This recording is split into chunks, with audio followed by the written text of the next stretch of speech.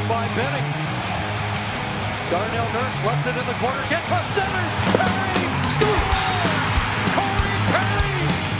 Ilya able to shake away from Solani. It's given away to Solani. Around in front. Score! Teemu Solani with the steal.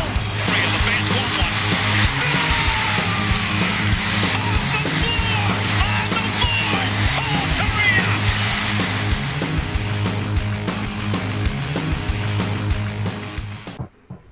All right. We are finally back with another episode of the Forever Mighty podcast. It's been a while. To be fair, we only missed one show. We did technically record a show. I guess it would have been on the weekend, last weekend. Steven and I recorded one, but the audio got completely butchered, so it didn't end up getting released. And then I fell asleep and missed recording our last show. But we're here. We're here, and we chose the perfect game to come back for it. Oh, yeah. Ignore those 2 wins. Who gives a crap about that? Let's get to the blowout loss. Hey, in the sense of the podcast here, we're still on a losing streak. we haven't technically been here and released an audio version of the episode in a Ducks win. So we completely missed that 2-game losing streak. So we can treat this as a 10-game losing streak at this point. 10 games. So more than 9 times. Ferris Bueller. 9 times. Oh, man. But you know, in all honesty, that last game was still bad, but it was a lot more fun than this game was, right? The Ducks blew a couple leads in that game, ended up winning in overtime off a nice Trevor Zegras assist. This one was just not fun all the way throughout. Even though the only goal we got from Sam Steele was a bit of a jumbled mess, shot from Delorier that kind of bounced off Steele's skate and the heel of his stick and into the back of the net. And it always stings a little bit more when you get kind of beat by a guy who hasn't made an NHL start in about 5 years. He comes in and has a 33 save performance and gets beat by an unlucky goal. Otherwise, he would have had a shutout. Yeah, if it's not the Ducks giving up the first career goal to somebody, it's a dude who hasn't played in 5 years and just plays lights out, and the Ducks have to lose to him. Never mind Gibson on the other end, all-star, franchise goaltender. We'll just get this guy from Canada real quick because Jonathan Quick's hurt and Peterson was crap, so we'll just throw him in there and see what sticks. And, hey, why not? That's just how we have to live life right now as Ducks fans. Yep, and we see Josh Manson and Troy Terry check out a lineup in this one. Both of them are injured. Presumably with very specific injuries. Yes, upper and lower body injuries. And lower. It's just to show all your cards right there, Ducks. Gosh, you gotta save that information because they might be going to the playoffs, and players might be targeting those upper and lower bodies. These guys might be trade pieces. You don't want to give away too much about these injuries. Yeah, right. Yeah, heaven forbid, stubbed his toe. Should just be injuries. Lower body. No lower upper body. He's just hurt. He's hurt. Yeah. He's sad today. This good hurt. But yeah, they both missed the lineup today. Josh Mahura draws in for Josh Manson. Essentially, he ends up playing with I think it was Kevin Shattenkirk, which was a bit of a new look, something we haven't seen too often this year. And then Vinny Lettieri comes in for the injured Troy Terry. And Danton Heinen finds himself scratched again, which is still amazing to me. Which, I get that apparently he's on the trade block and they're trying to move him. So I get you probably don't want the guy to get hurt or whatever if that's the case there. But other than that, there is absolutely no reason that Vinny Lettieri should be getting in this lineup over a guy like Danton Heinen, especially when he was I don't want to say a big trade piece, but a guy you brought in for an asset in Nick Ritchie, who you look at what he's doing in Boston, he's doing a lot more than Danton Heinen's doing right now because he's not being given really the opportunity to show up. Yeah, I mean, I guess that's got to be kind of the only reason, because if you're trying to win every game, you probably put him in that position. And if you're not trying to win and you're trying to maybe move assets around or prospects around, then you hold them back out, because I don't think Heinen's played anything short of what you maybe expected, if not maybe a little bit better than what you expected. So why he's sitting on the sidelines and you're giving a shot to somebody who hasn't played all season, I don't know. But We're not Bob Murray, I guess. We're stupid. Oh, I could go with anybody other than Bob Murray at this point, but he's apparently working the phones pretty diligently because we got some more news today in the form of the TSN Trade Bait Board, where Rickard Rakell debuted at number 3 on that list, and I guess the article really kind of focused on Rickard Rakell's addition to that list because of the week that he's had, or the 6-game stretch heading into tonight that he's had, where he had 5 goals and 7 assists for 12 points over that span, led all NHL players in scoring over the last 6 games by a decent margin. He had 12 points. I think the next closest was Mark Stone with 10 points. So, this is the Rickard Rakell I guess you expect. Obviously, tonight ends up going pointless and kind of throws a wrench in some of our discussions there. But, for good reason, the focus was on Rickard Rakell for that article. And it basically stated that Bob Murray is picking up the phone. He's listening to offers on Rickard Rakell. But as the article states, 2 GMs stated that the price on Rickard Rakell right now is very high. And as vague as that, it's just very high, which is understandable. I mean, the guy is on the hottest of hot streaks right now. And if you were to trade him at this point in time, you would expect his value to be higher than it was, 6 or 7 games ago. Yeah, and you got to take into account he's not a rental player. He's still got another year on that really nice contract. And the fact that what I've liked about Rakell's game lately, and I think it happened, a few games after he kind of came to the realization that it was like, listen, I've been too wound up and I've got to produce. I've got to do this. If I'm not doing this, then something's wrong, and I gotta just overthink it. And I think there was a point there, early on in the season after 10 or so games, where I think he finally said, he was just like, I just kind of stopped worrying about scoring goals, and I just went back to having fun. And when he started doing that, and shortly thereafter, he started getting the chances. They didn't necessarily go in right away, but all of a sudden it was something we were all kind of waiting for, because we just see he's getting those chances, he's having fun doing it, and that's kind of where he's in his zone.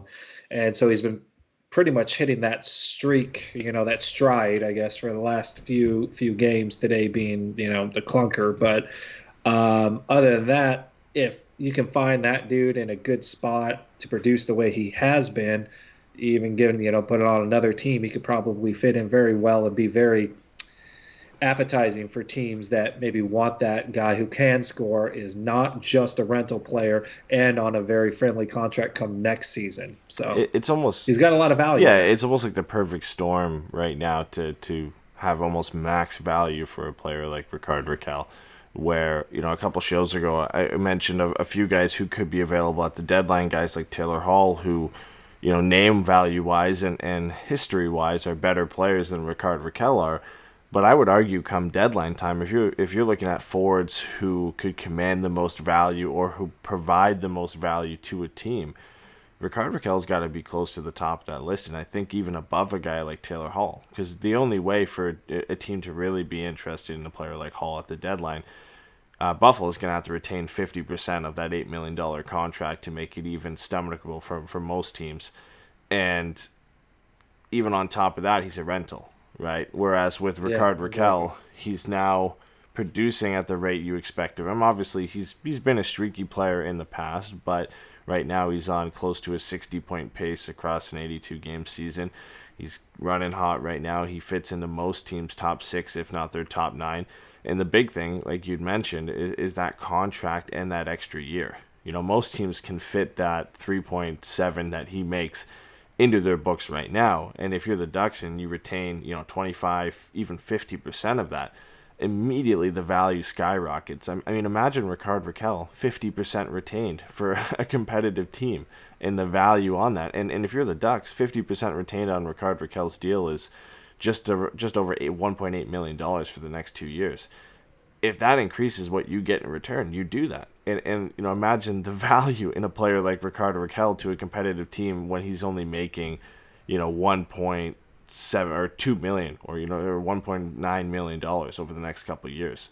The value from there skyrockets. So I think, at the deadline, as much as I'd love this guy to stick around and be a part of the Ducks when they're a good team, because I think he would be a valuable player, you kind of have to move him. Like, the stars are aligning with everything going on right now that you're not really ever going to get much more than you're going to get for him right now. And this is the best time, if any, to move him. Yeah, and the words from Bob Murray himself is he expected us to be in a completely different spot than we actually are, and he's disappointed in where they are. And so, I mean, he's at least got a few guys under decent contracts, Rakell being one of them, that, there's such a high value. So when GM say, oh, he wants a lot, it's like, well, this is his major trading piece. I mean, he's got a guy that's probably not going to help this team necessarily. Like he could help a team right now if the team was good right now, but the team's not good, and they're not going to be good for a little bit. And in a little bit, is Rakell still going to be that guy? And then after next season, he's going to need a new contract. It'll probably definitely upgraded over what he has right now, because he is such a low base on this one. So you almost got to move it while you can. And quite honestly, in this year, it's hard with a cap not really increasing or anything like that. They're looking more for monetary value and who they get. So the Ducks, I'm saying other teams are looking for monetary value in the trade they get. So that even makes Rakell even more of an asset for somebody to try and go out and get, and maybe give up, young prospects and even draft picks. So that kind of puts the Ducks in a good spot moving forward if they want to move Rakell. I don't want to see him move, but yeah. It is what it is. We are where we are. Tonight was another prime example where two wins forward, barely, and then a giant fall backwards. So yeah. I mean, I don't think anybody wants to move him, because immediately when he moves on to another team, you're gonna miss what he brings to the lineup on a nightly basis, which is being one of the only reliable goal scorers or point producers that the Ducks have right now. Outside of him and Comtois, there's not much really going on with this team. And Comtois going nowhere, but Rickard Rakell is at the kind of the top of that trade list, where if he goes, you're likely not getting a roster forward in return. And you probably don't want, a hockey trade if you're trading Rickard Rakell, right? Like, you don't want to kind of make that move to bring in a roster player and have a Nick Ritchie, Danton Heinen type situation. It just doesn't make a lot of sense for the Ducks to really go out and explore that route. And when you look at the price being high right now, you'd have to imagine that it does revolve around picks. And it probably starts around what the Ducks got for Andre Kasha, or what Tyler Toffoli went for when the Kings traded him, or what Barclay Goodrow and Blake Coleman went for, which is a first-round pick and at least a B-plus level prospect. I think that's the minimum. And when you're looking at GMs around the league saying that the price is high, you would then have to think it's at least a first-round pick and a high-level prospect, if not more right now. And I think he could command that. I think of all the things we said here, his term, the amount of money he has left, the production increased right now, his past production being a back-to-back 30-goal scorer, I think he has a lot of things going for him for the Ducks to be able to sit there and command whatever price they want. And I think eventually they'll find a desperate enough team with a deep enough prospect pool who will bite the bullet and make that deal. For a lot of these teams, a first-round pick means nothing if you're trying to compete for a Stanley Cup. If you have a deep enough prospect pool, giving up one of your top 3 or 4 prospects doesn't hurt you that much in the long run. And then whatever else is included in the deal, whether it's to bounce salary or whatever, it's something that you would be willing to move. So I think eventually there would be a team who's interested. It's just finding that one team, nailing down the assets and getting a deal done. So, I don't know if it's going to happen. I think if anybody's going to be moved, Rakell's probably the most likely, just because of the amount of teams who'd be interested in him. But it's going to take a lot of work to get this deal done. Yeah, and then once again, any team that might be a little hesitant on giving up prospects or draft picks can always kind of fall back on on the fact that it's not just for this year. It's like, yeah, hey, we have a prospect, and he might be helping us in 3 years, but this guy can help us for this year and possibly next year. So that's where I think Rakell can command a little bit more than say your Taylor Halls, and whoever else might be out there at that trade deadline. But we'll see, because Bob Murray is not going to give him up for nothing. I mean, at this point, he's got to salvage whatever reputation he might have left just to go, all right, I'm not going to fleece this last time with Rakell. So he's probably, hey, you want him? I got to have a home run to talk about. So Yeah, and DB Lowry brings up in the chat, I know you had mentioned, like a lot of people said, don't really want to see Rickard Rakell go anywhere. But if he did leave, where would you be okay seeing him go? Out of division, out east, a specific team. Where are you fine with the Ducks trading Rickard Rakell if they had to? I don't care.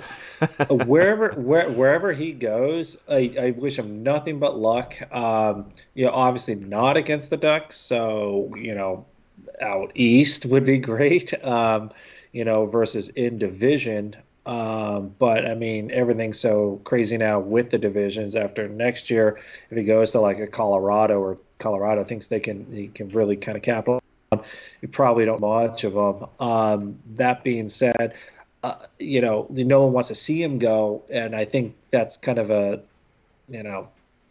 attesting to how good he is, or how nice he is, and a fan favorite. And so it's like, if he goes somewhere else, I do nothing but wish him well. So I don't care where he goes. I hope he has a great career. If he's not with the Ducks, I wish it was with the Ducks, or continues to be with the Ducks. But it doesn't really matter to me if he goes somewhere and has success really on any team, just not the Kings. Yeah. And as long as that success is not coming Vegas back to hurt the Ducks in the long run, right? Like, if just I out of doubt, division. yeah, I doubt. I mean, you have to think too. Any trades technically in division this year might not be in division next year, right? If he gets traded to Colorado this year, it's in division just for this year. Next year, when the divisions go back to normal, which we hope, the Ducks won't have to face him as much as they would this year. So there are those kind of concerns you have to take into play there. And one of the teams that Frank Saravelli mentioned when he was reporting this as well, that were interested in trying to take a run at Rickard Rakell, was the Flames. They actually tried before their coaching change, but the price was too high for them. Which, I mean, I don't know what the asking price would have been from Calgary. You look at some of the young players in Dylan Dubé and Yusuf Alamaki and some of the prospects they have.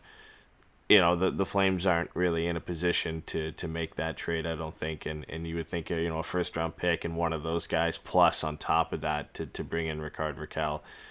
And, they might have been paying a premium as well because they're in division, not this year, but for the long run. So for next year, they're in division with the Ducks and playing in the Pacific Division. So you could almost think there could have been a premium on that deal to get that done as well. But that's arguably 2 or 3 general managers now who are saying the price is too high for Rickard Rakell. So credit to Bob Murray that he's at least sticking to his guns, right, for the time being. We could see that change, in tomorrow or in a week, and the Ducks end up taking what they can get for him. But at least for the time being, he's taking the calls. He's not hanging up on people. He's sticking to a price. And for a lot of teams, that's too high right now. But like we said before, all it takes is one team is willing to pay that price. And if you stick to it, eventually you're gonna handcuff somebody into doing it. And whether that comes on deadline day when all the big guns have gone and Taylor Hall's moved on and a lot of other guys have gone, and the last option you have, or the last good option you have, is Rickard Rakell, that only drives his price up, no matter how he's playing. So we'll see what the deal ends up being. But I give Bob Murray a bit of credit here for at least sticking to his guns. But what other option does he have? I'm not going to give him a ton of credit. I'm not giving him a ton of credit. I'm not going to give him a ton of credit. He's got his thumb up here, and he's just going to kind of keep pushing. And then once GMs go like, all right, I got to make a move. Okay, all right, we'll fine, whatever. We'll do what you say, and then that's what it is. So everyone says, oh, it's outrageous. It's really high right now. And then they go like, I gotta go to my fans. I got to go to my owner and go like, why didn't we make a move? This guy is got value. He could help the team, and especially right now, an odd season. Maybe we can make a run at it, see what happens. Maybe get a championship. That doesn't ever leave. So even if there's an asterisk on it, so yeah. He's under no pressure. He's pretty much done after this year, so he's holding on to what he's got and just waiting for the right thing to at least set us up. At least not selling us down the river. So that's good. Yeah, I mean, when you look back at the deals now and you look at the two, I guess, big deals he's made each year over the last 2 years, it's the Andre Kasha deal and the Brandon Montour trade.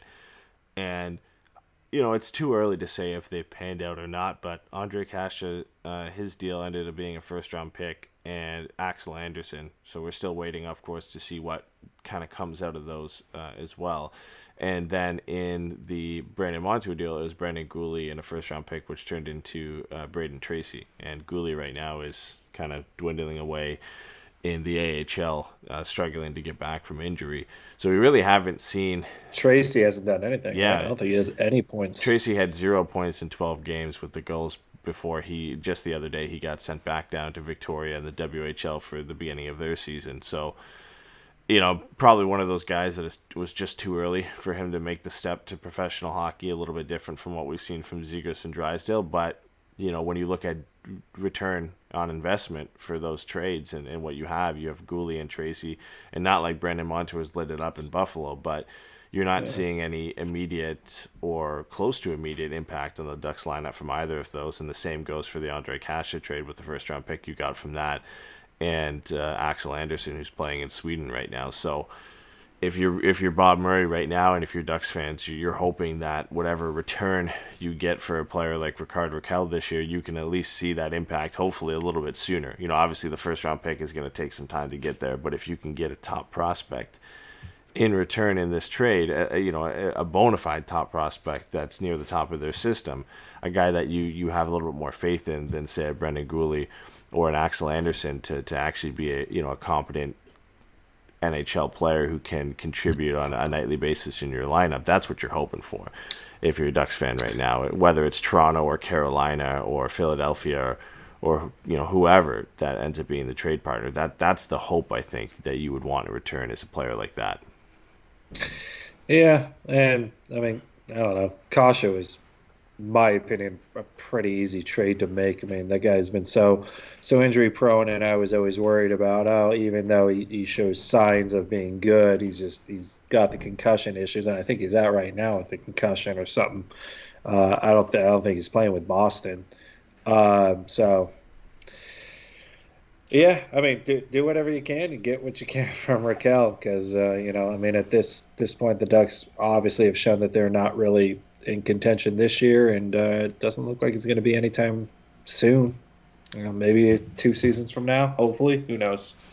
I think fans have been split on the idea, and I'll get your thoughts on this as well. There is some merit, I think, to keeping Rickard Rakell. He's not old; he's only 27. The Ducks rebuild is nowhere near close to being done. But, to think he'll be 30, 31, maybe 32 when the Ducks are hopefully getting back to being competitive and back in the playoffs again. Like at the very latest, you would hope this rebuild is 4 to 5 years at the longest, 2 to 3 years on the short side. Rickard Rakell should feasibly still be a decent in the middle of his prime or to the end of his prime, where he's still producing at this level, right? Is it, in your opinion, better to keep him around for when the Ducks get to that point, or to trade him right now when his value is as high as it can to maybe push this rebuild a little bit further along?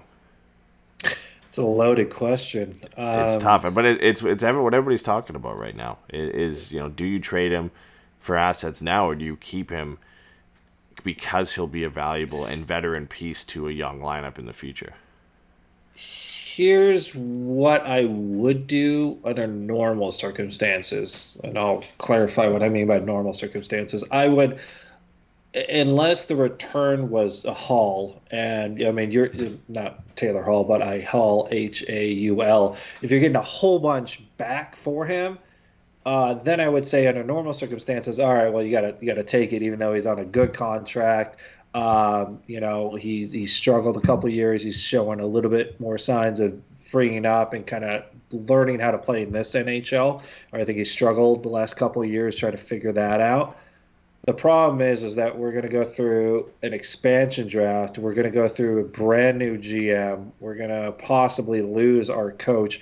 At that point, when everything kind of just we're starting a new slate up and over, that creates a lot of uncertainty for me. And if there's a lot of uncertainty next year or the following year, this guy's only under contract for the rest of this year, next year, and then he's going to need a new contract, and it's going to be more than what he's making now. He was on a team-friendly contract moving forward. So that's where I start getting into this problem where, like, well, as much as I'd love to keep him and I know what he could do, we're not under normal circumstances. We're going to go through big changes here in the next season or two just for all the reasons I laid out. And at that point, with all that uncertainty, you're really banking on the fact that this team is going to be competitive next year or the following year. And at what price point are you willing to put Rakell? How much are you willing to pay him, or how much you think he's going to ask? Or do you trade him now, get those assets, let the dust settle for a year or two, and see where we're at 2 years from now, and we didn't lose him for nothing to free agency or whatever? Because I'd have a hard time thinking he'd want to try and re-sign with the Ducks after everything the Ducks have been doing. Yeah. It'd be rough, I would think, on his side to want to re-sign with us. And you'd either have to have supreme confidence that was going to happen, and you'd also have to be the same GM. It makes more sense for me at this point to trade him, get assets and prospects, let this dust settle next year, and then figure out where we are a year and a half from now. I think that's the one big thing to take into account here is I think a lot of people are just assuming that if we keep Rickard Rakell, that he would automatically re-sign with us as an unrestricted free agent at the end of his contract. We're not a destination point anymore, right? Yeah, I mean, yes, he's been a Duck for his entire career, but what at any point has indicated to us that he wants to be that type of player, that he wants to be a one-team player. I have no, and this is nothing against Rickard Rakell, not to say he's unloyal or whatever. I just have no confidence that he wants to be that guy, and there's nothing wrong with that. I mean, a lot of guys would not want to come back to this situation if at the end of next season it hasn't changed, which I highly doubt it will. Hopefully there's some progress there, and we're seeing a slight bit of progress this year, but it's definitely a lot slower than I think management thought it would be. It's a lot slower than I think a lot of the fan base thought it would be. It's a very hard sell to Rickard Rakell to bring him back, and I think the only way you're the Ducks, if you're still in a position like this next year, to bring him back is to overpay him, and to be the team that pays him the most and maybe gives him that extra year. And then you're right in the same boat you are with Henrique and Silfverberg right now, with how unmovable their contracts are because of the term and value that are put on them right now. And that's the risk you run, I think, of keeping him. I know a lot of people in the chat said, you should only move him if a team overpays for him or pays what you're looking for. I don't necessarily think the Ducks have the luxury to do that with a lot of these guys, because Rickard Rakell's value is never going to be higher than it is now this season, because he's got that extra year of a pretty sweet deal where you get him for this year as essentially a rental in terms of you only get him for about 15 to 20 games plus playoffs this year, and then you get a full season of him next year and first crack to sign him as an unrestricted free agent. There's a lot of value in that, and I don't see the benefit long term for the Ducks keeping him and trying to convince him to stick around and be here with this team. You need the assets more, I think, than the risk involved with that. Yeah, and that's exactly what I'm saying. And then, like I said, we're not going to get a Getzlaf. I mean, Getzlaf and the loyalty of Getzlaf just wanting to be with one team, that's a very rare. What's the word? Like rare, not commodity, but rare personality. No, that's not it. What is it? Rare trait, I guess. I don't know. Yeah. Someone that wants to actually stick with one team. That doesn't happen very often. Getzlaf might be one of those exceptions to it. And then, and you're not going to maybe put him in as a grant where it's like, oh, we get him, Yeah, he's got value. We trade him, we get him back. That doesn't happen very often either. So, like, for my perspective of it is just I don't think unless this team is on the cusp of contending, and then all of a sudden he has a little bit of pride that he helped bring this team to that point. That would be the only way I can see it maybe try to stick around at a normal price, or like you said, overpaid to stick around. And I don't think it's going to be Bob Murray's choice at that point. At that point, I Yeah. don't think he's the GM anymore. So, Just if he's smart, he just gets rid of him and, gets what he can for him when he can. yeah, and I think the difference with players like Getzlaf and Perry is they were the cornerstones of this franchise. Those are the guys that usually stick around for the long haul, and they become captains like Ryan Getzlaf and have more reasons to stick around longer in their career. And Getzlaf has won everything he could win at this time. But, off the top of my head, I can't really think of many Rickard Rakell type players, middle six to top six forwards who stick around when the going gets tough. And that's nothing against Rickard Rakell. I saw Operation mention in the chat about different times that he's shown his loyalty, and I think he's loyal and wants to be an Anaheim Duck. But at the end of the day, if this team isn't good, he's going to be 29 when he goes, or 29 the summer of re-signing that contract, becoming an unrestricted free agent. This is presumably his last deal if he signs a 4 or 5 year contract, which is what I think he'll be aiming for, to a contract that takes him into 33, 34, 35, right? At that point, why come back to Anaheim if there's no signs of being good? You want, if a team's going to offer you that and you can get 3 or 4 good years at trying to win a Stanley Cup, I think he's going to take that, especially because he hasn't done it. As much as he loves the Ducks and loves living in Anaheim and loves the fans or whatever, at the end of the day, The Swedish connection, dude. There's so many Swedes there. He's got to stick around. at the end of the day, it's about Sweden, winning, though, right? And unfortunately, it's like that for all of these guys. And eventually, all these guys move on, and it's the older guys and the captains or whatever that stick around. But Rickard Rakell, I think, again, it's nothing against him. It just seems like a situation that if nothing is trending in the right direction here, the Ducks don't stand really a chance of re-signing him in free agency unless they overpay or give him an extra year or both. And they've shown to do that in the past, and I'm not sure I want another 5-year, $5.5 million contract on the books for a guy that's going to be 33 or 34 near the end of that deal. We've already got 2 of those. Yeah, and I think he's been loyal enough in the fact that he signed the contract that he did at the time he did. And he at some point he should be getting paid for what he could do, what he has done. I know Pat will argue on this one. You get paid for what you should, what you have done or should do. But I mean, the dude's being paid under $4 million, and we're getting him through what is now considered an NHL prime. He's shown real recently that he has that spark, and if on a good team, he can probably produce. So he's not going to sell himself short, on that last contract that he's going to have. So the loyalty may go out the window if it doesn't really. I wouldn't even call it loyalty. I would just say it's like, listen, we had our shot. I signed low. I wanted to kind of be a part of this and see what we can do. You've gotten way more value out of me, or way more, at least more value out of me than you're paying me for. And that was to hopefully create a contending team for a Stanley Cup. But you guys aren't there. You guys aren't going to pay me, and I'm not just going to go like, well, I really hope this team does well. I'm going to take another small contract and see if I win a Stanley Cup. I mean, no one goes into their NHL career hoping that they're going to be so loyal to a team that's not going to win a Stanley Cup. They'll take less money for what they can produce. So nobody wants to make a Rakell nobody choice. wants to struggle through mediocrity forever if you've never won it all. Majority of your career. And I don't think this is a question of loyalty with Rickard Rakell, because I think if the Ducks were good, he would be happy to stick around, right? And he has stuck around through the good, and he's been here through the bad so far. But it's just a crucial time in his career that he becomes an unrestricted free agent at 28, 29 years old, where you're right there. You likely don't want to sign a 3-year deal to take you to your early 30s. You're looking probably for a 4 or 5-year deal is what he'll likely get at that point to push you into 34, 35.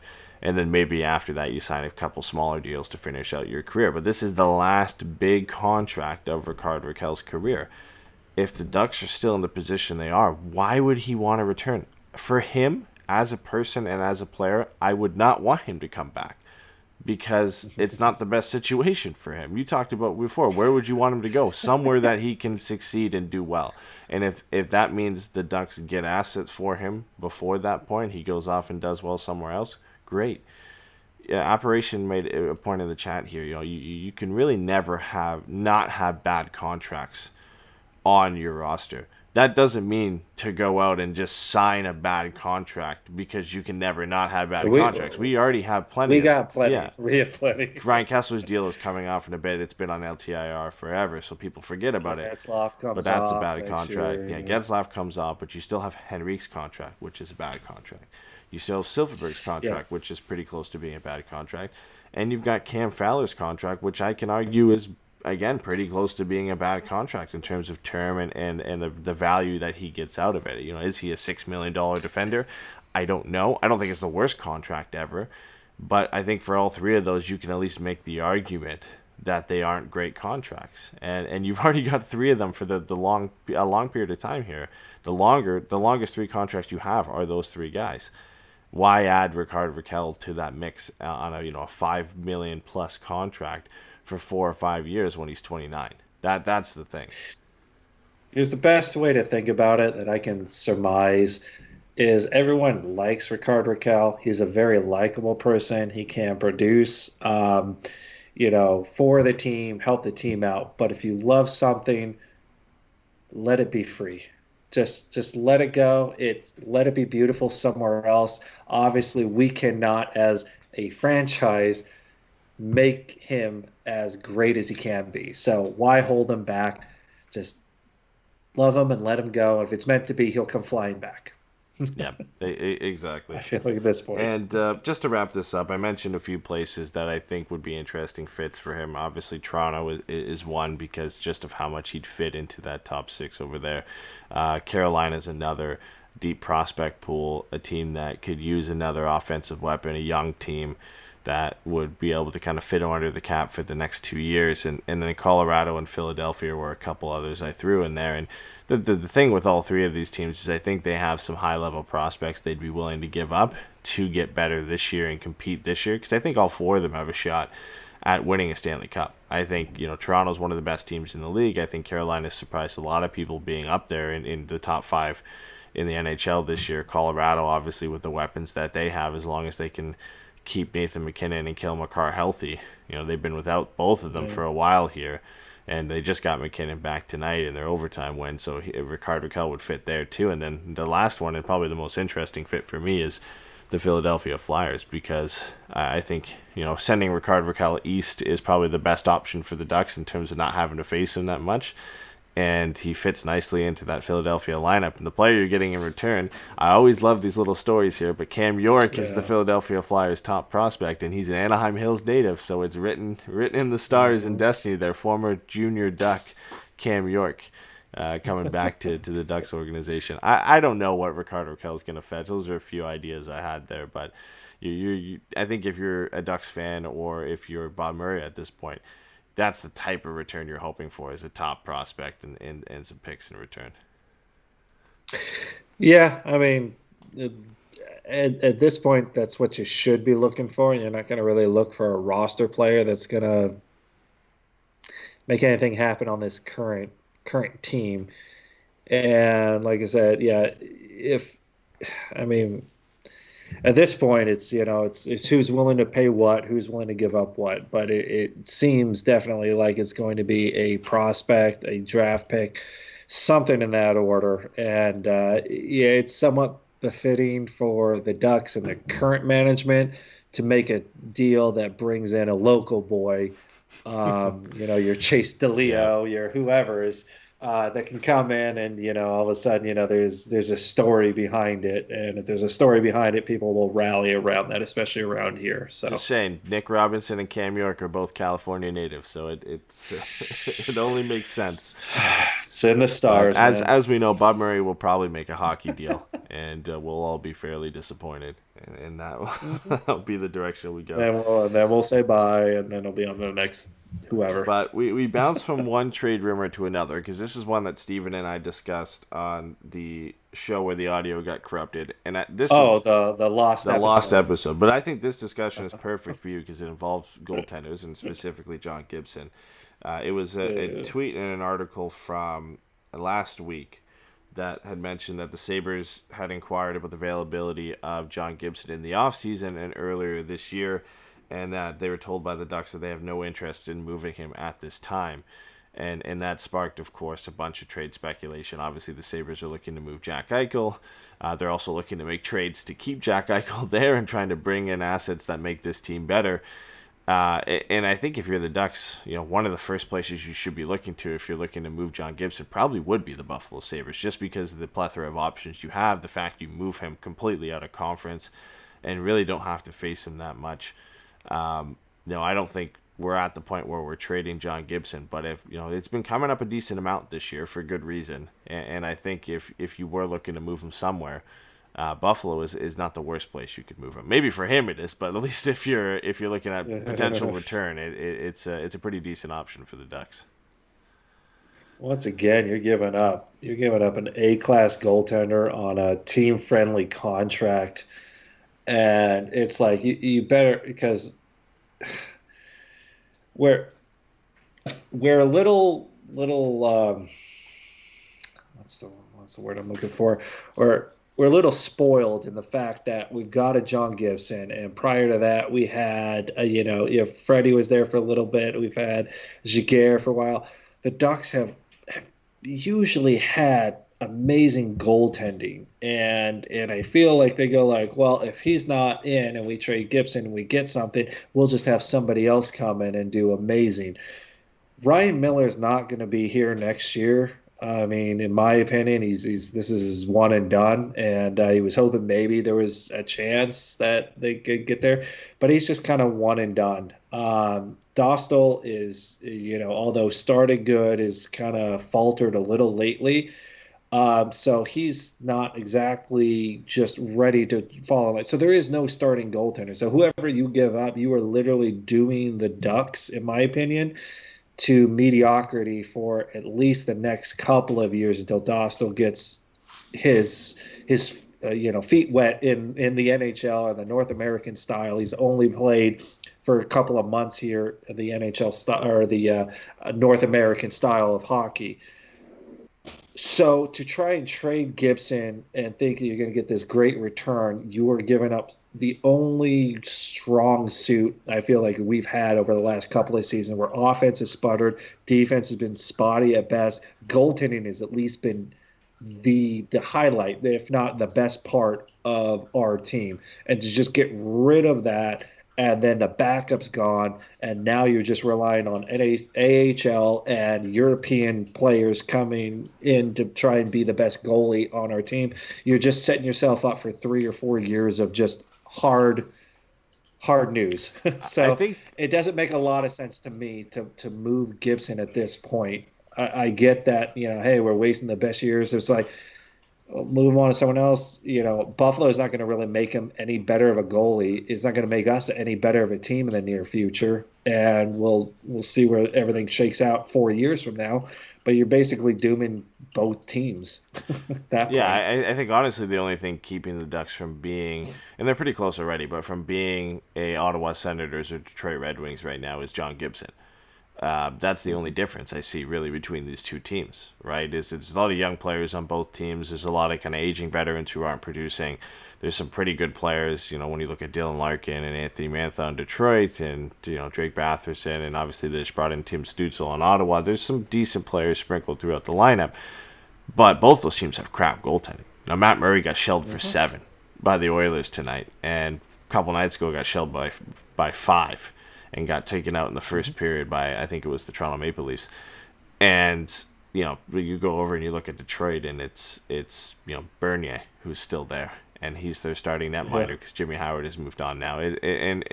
That's the one thing I think retired. Yeah, I think, yeah, right? and that's the one thing keeping the Ducks from being that right now is John Gibson. So if you move John Gibson to anywhere, even Buffalo or whatever, you are now resigning yourself to basically be that team for the next couple of years until you can bring in some assets. And I think the one important point you brought up there is how privileged we've been as an organization to continually go through starting netminder after starting netminder after starting netminder. We've never really been in a period where a lot of teams have been in where the one piece they are away from being a good team is a goaltender, right? And we've always really had a strong goaltender, when it was from Brizgalov to Brizgalov. There's Hiller, Jaguar to Hiller to Freddie to Gibson, and the list goes on, right? But you've had some pretty good years over the last little bit here where we've had a goaltender, at least a capable NHL goaltender, if not a top quality starting goaltender. And usually we're fighting over two guys, and even to this point, I think Miller's a capable starting goalie. I wouldn't put him at Gibson's level, and I don't think he could sustain it. Playing top minutes, being the number one goalie. But he's not. I don't really think he's an option next year. And if he's gone and you've traded off Gibson, there's not a lot in the pipeline at this point. So either you have to overpay probably in the offseason for a goalie, and what was it, last year or 2 years ago, it was the goalie. Everyone was just like, all right, whatever goalie we can grab and pay, we do. And these guys are already gone. So I mean, it's rough. You can find a diamond in the rough, but I mean, at this point, and you can say, "Oh, Gibson, he looks like he doesn't care anymore." It's like, look at the team in front of him. I'd be fucking frustrated too. I won't want to play. He gets the brunt of this every game. That he's in there. Yeah. The Ducks get shelled for 4 or 5 goals, and really not many of them are his fault. But he gets the most impacted by it. When you look at the stat line at the end of the night, he's not happy looking at that, guaranteed, right? It's just not a fun. If you don't see the lead up and the actual things that happen, you're like, oh, yeah. Because if you look at the stats, it's like, oh, that, it was a shot from an extreme angle. It was shot and was, hit off. Hockey ball shoots it in off the post and in, or just inside. And you look at it and you go like, wow, all right, why didn't Gibby stop that? And it's people who don't understand the lead up to the goal and the goals that go in. And Gibby's not a bad goalie. Sometimes he gets really stuck with how the way the Ducks are playing. And, it's like, you count your blessings. You got that goalie in net that just, hasn't completely sold it, just I'm out. Yeah. It's like, all right, whatever's going to happen is going to happen. And I can't wait till this contract's over and I'm moving on. I think the only way you could entertain trading Gibson, I think there's only two ways two scenarios that it could happen. John Gibson asks for a trade, and you feel like you have to move him. I guess it'd be 3. So he asks for a trade. You just get an unbelievable offer you just can't refuse. Just a ridiculous offer, whatever that may be. And it's hard to really judge how much a player like John Gibson is worth because you don't really see starting netminders of the quality of John Gibson get moved too often, right? They don't get traded. Yeah. They sign. Yeah. Like you see what they do and they go, okay, that guy could help our team. But you don't go like, well, what's he doing right now? And do we trade? I mean, because you would trade in season, and if you trade mostly in season, you're hoping that he's going to be your ace. So unless there's a major injury to somebody, that's about the only time I could see it overpayment. But usually that's a desperate. Freddie got traded, but he was a UFA, right, coming up. And he got a first and a second round pick for him, and obviously the price for John Gibson I think would be astronomically higher than that, based on just the play that he's sustained over the last couple of years, and obviously the numbers aren't great, but I think if you ask anybody around the league, John Gibson is a top netminder in this league, and you put him in a good team, and he's going to do good things. The last one there is I don't think you necessarily have to be worried about. Not having a netminder for this year or next year. I think in any trade, like even if it was Buffalo, you would assume Carter Hutton or Linus Ullmark is coming back in that deal. Probably Carter Hutton to just offset some of the salary because Hutton makes about 2.5 for the rest of this year. So I don't think you worry so much about not having a NHL quality netminder this year. It's about having that apparent successor, right, behind him. And I don't think we're at a point where we can say Lucas Dostal is anywhere close to being ready to be that. He had a great 6-game start in the AHL where he was just unstoppable. The last 5 games for Lucas Dostal, not been great. And it's been a tough adjustment for him. So, of course, there was a ton of hype for him at the beginning. I think you're still able to have that hype around him because I still think he's going to be a great netminder in this league. But you're not at that point you were at when you traded Freddie Anderson, where John Gibson and Anderson were fighting for the number 1 job. If Dostal's doing that next year, or if you have somebody who comes in and can do that, and then you feel comfortable moving John Gibson because you can push this other guy into the starting job, as Nete in the chat has been mentioning, if the Ducks get another first-round pick and take the Swedish goaltender Wallstedt in the draft this year, and you've got Dostal and Wallstedt in the pipeline, maybe then you look at moving John Gibson because you've got the pieces there. But so many things kind of have to go right, or have to kind of fall into place for you to feel comfortable moving a player like that, unless you just get a ridiculous offer from a team, which I don't think many teams have kind of the capability of pulling that off. When you look at, we're talking about a first-round pick and an A-level prospect for Rickard Rakell. Imagine what the type of deal would be for a player like John Gibson.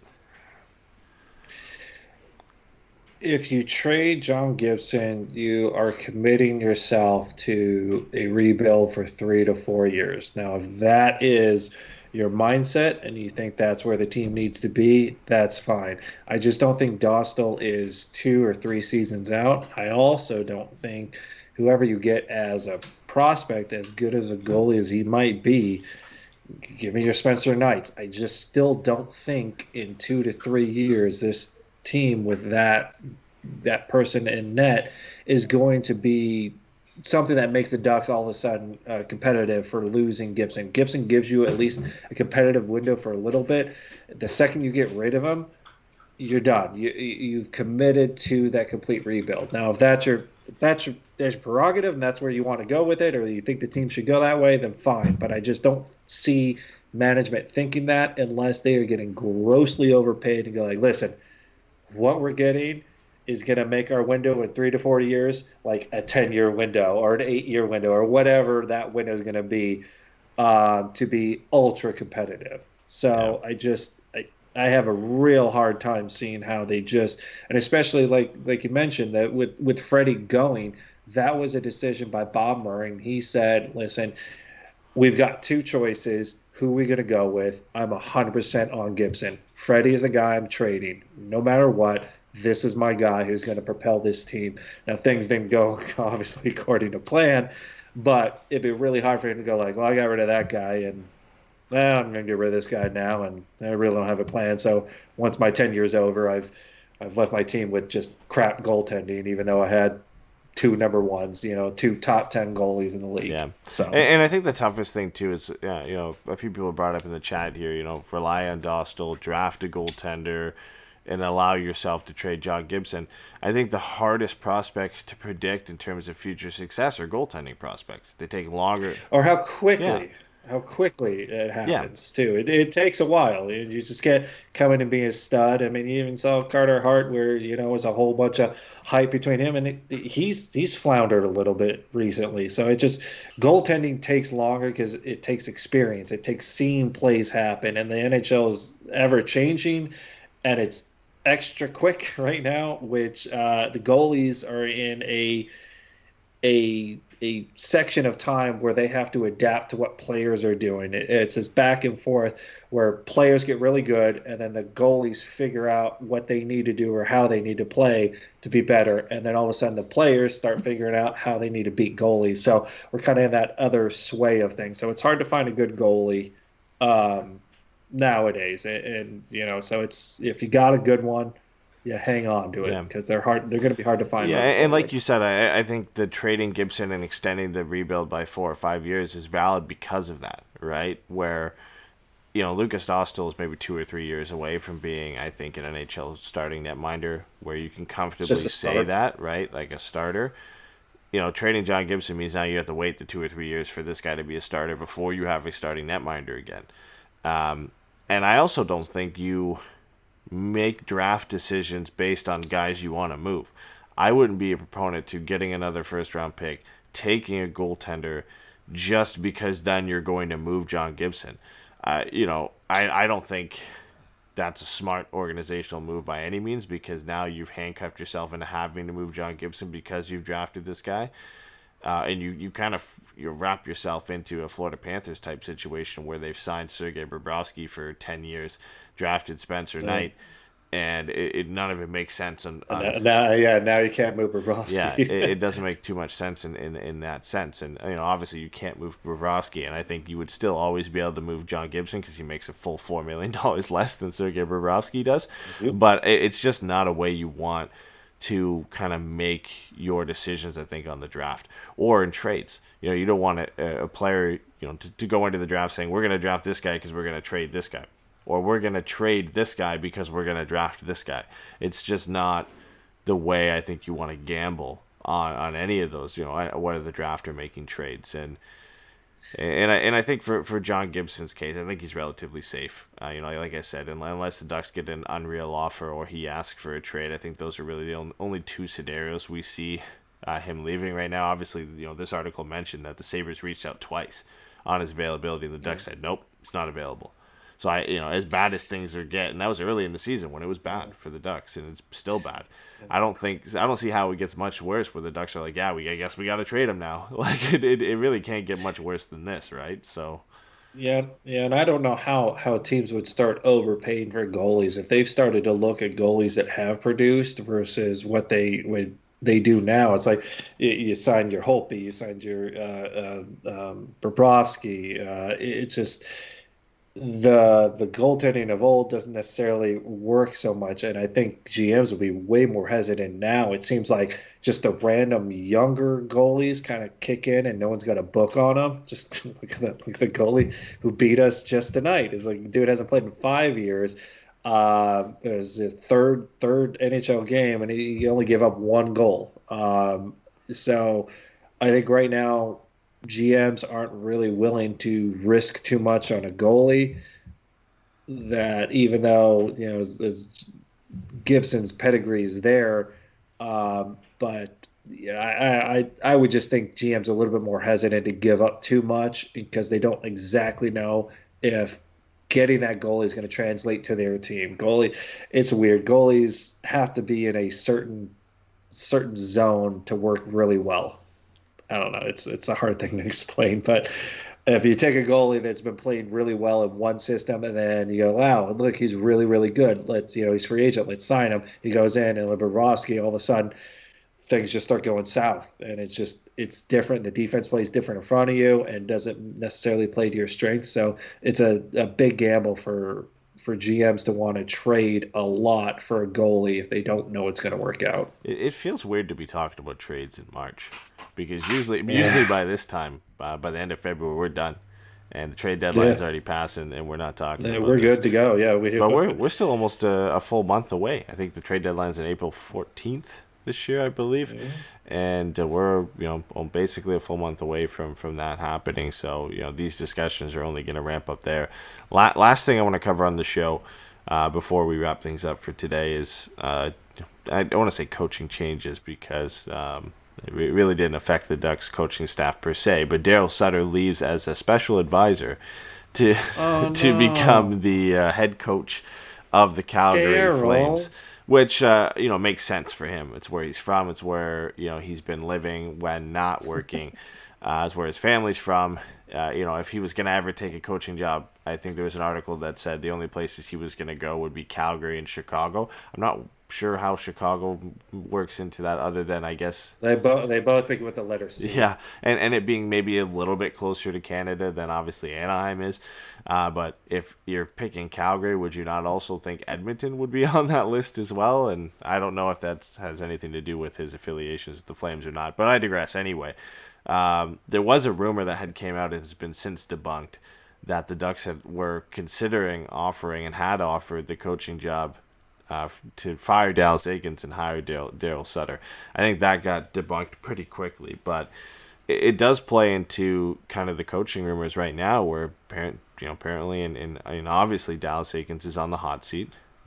Travis Green in Vancouver is on the hot seat too, and he was a guy in the past that the Ducks were looking to hire and bring in before he signed with the Vancouver Canucks. And obviously Darryl Sutter's name being out there for a little bit sparked some rumors because he had connections with the Ducks organization that he could go there. When we look at Eakins, I don't think he gets fired, but before the end of the season. But out of Sutter and Green and some of the other names out there, are those some guys you would even consider taking over the coaching job from Dallas Eakins at this point? Nope. Nope, for a couple of reasons. Travis Green, I think, was in the running for a little while, and I think even at one point I was kind of hopeful. This is back when I think they were talking about Randy Carlyle, and he was in it. Yeah. And, Travis Green was a possibility. I was like, I'd rather do Travis Green, but once again, he's not proven. He's done a little bit in Vancouver, but hell, Dallas Eakins did a little bit in Edmonton, didn't do very well. Hasn't done very well here. I don't think taking a coach that's had no success on a team that's not having success and making it successful is an actual opportunity to make it work. As far as Darryl Sutter, he's a dinosaur in my book, and it's he can be hard nosed as he wants to be. I don't know if he's actually going to make Calgary any better. I did find it funny, though, with the NHL and ESPN kind of coming together. I don't know if you saw that tweet where the last game ESPN ever broadcast was the 2004 Stanley Cup Finals against Lightning and Calgary Flames, where Darryl Sutter was the coach of the Calgary Flames, and now ESPN is going to start it, and It all comes he's full still circle. going to be the coach of the Calgary Flames. That's kind of funny, but.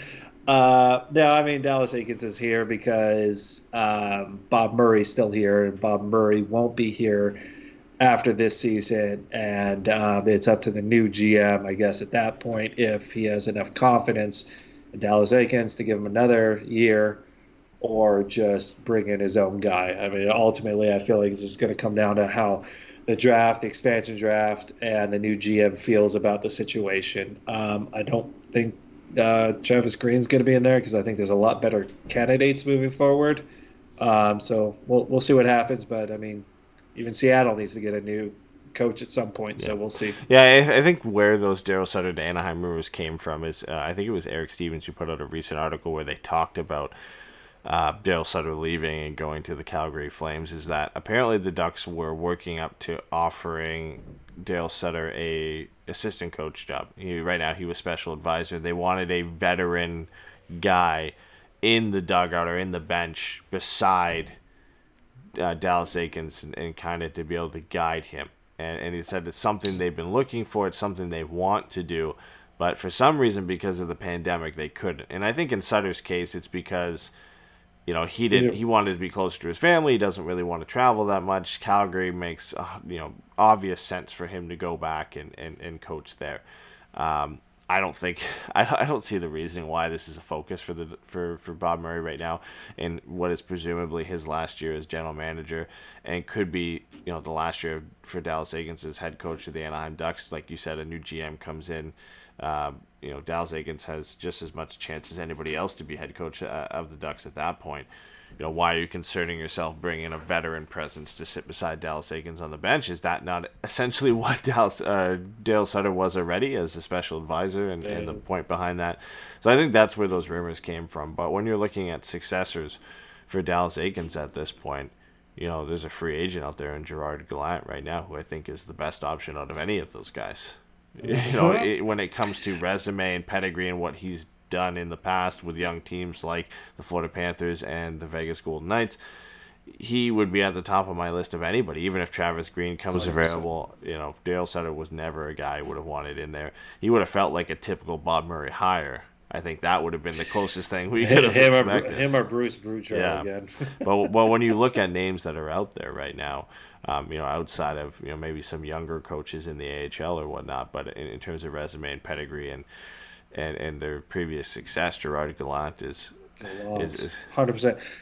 It sucked because I've really actually once it sucked because I don't want to say sucked because I mean I was hopeful that Dallas Aikens would get that chance and run with it and be successful because I mean we all wanted that, but it was like 2 or 3 months later Vegas fired Gallant. Well, crap, we could have got Gallant. We just waited, but there's no way you could just do Dallas dirty like that. I guess it was just damn it. All right, well, we picked our dance partner, and we're gonna kind of stick with it. But I mean, if Gallant is still there, and obviously the season is what it is, I don't think Dallas Aikens is gonna really change much, even if some miracle scenario for Bob Murray happens, where Bob Murray is still the GM.